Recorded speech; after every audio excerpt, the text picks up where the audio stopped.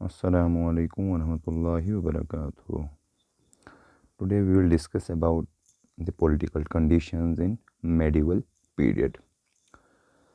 Harshvardhana was the last imperial ruler of northern and central India, while Pulakesin II of the Chalukya dynasty was the last imperial ruler of South India in the ancient period.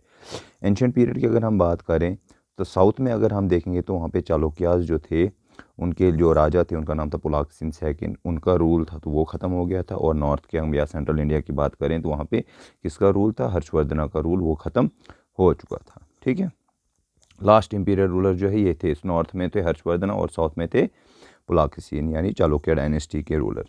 After them there started a scramble for territorial possessions among their ex-feudatories. Ex-feudatories means होते हैं जो उनके खानदान के लोग थे, and other princes which caused further political upheaval of the country, जिसकी वजह से यानी इसमें बहुत ज़्यादा जो है वो टकराव जो है वो पैदा हो गया।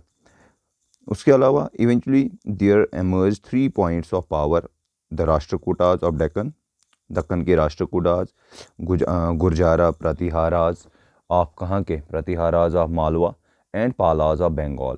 इन सब में आपस में क्या होने लगा?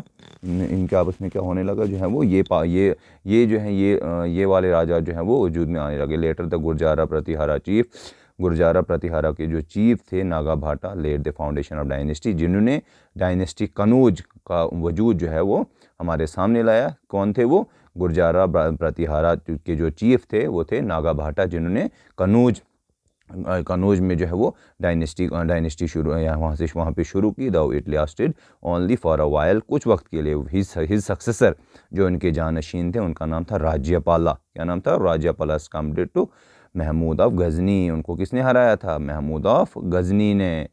The period from 647 CE common era से 1200 CE of Indian history is called Rajput period. यानी इस दौर में अगर हम बात करें तो ये राजपूत पीरियड कहा जाता है। India was fragmented into over 100 regional kingdoms, कम से कम 100 रीजनल किंगडम यहाँ पे थे, एंड स्मॉल प्रिंसिपैलिटीज़ थी।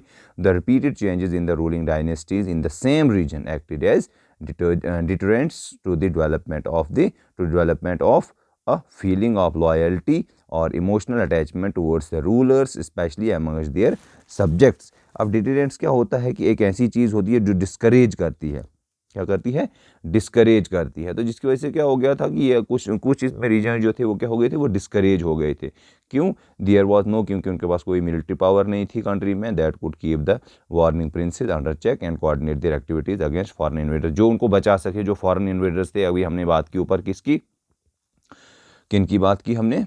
सबसे ऊपर महमूद ऑफ गजनी से, है ना, क्योंकि यहाँ पे राजपूताना पीरियड था, लेकिन जब महमूद ऑफ गजनी आया तो उसके बाद बहुत ज़्यादा फौज थी, तो जिसकी वजह से उसने यहाँ पे इन्वेट किया और इस पर हमला करके जो है वो यहाँ पे जो है वो इनको हराया।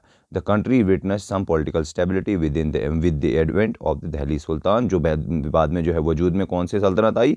दहली सुल्तान वजूद में आए। दहली सल्तनत वजूद में आई कब? 1206 CE में, 1206 कॉमन एरा में जो है वो दहली सल्तनत वजूद में आई।